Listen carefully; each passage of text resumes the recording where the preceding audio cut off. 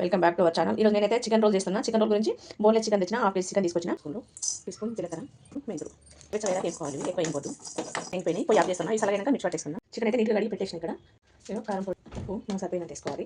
కొంచెం పసుపు, అల్లం పేస్టు, జీలకర్ర పొడి, జీలకర్ర, ధనియాలు రెండు కలిపి పట్టేసిన. నేను అలాగే కొంచెం గరం మసాలా వేసుకుంటే ఒక స్పూన్ చెప్పాలి.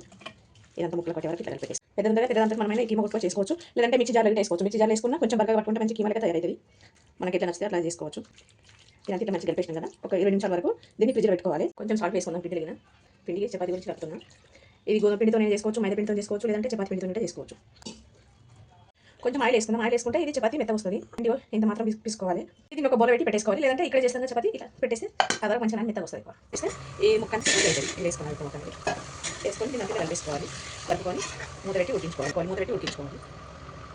చికెన్ అయితే మంచిగా ఉడికిపోయి చపాతీ రెడీ చేసుకున్నాం. చూపిస్తే ఎలా చేసుకోవాలో.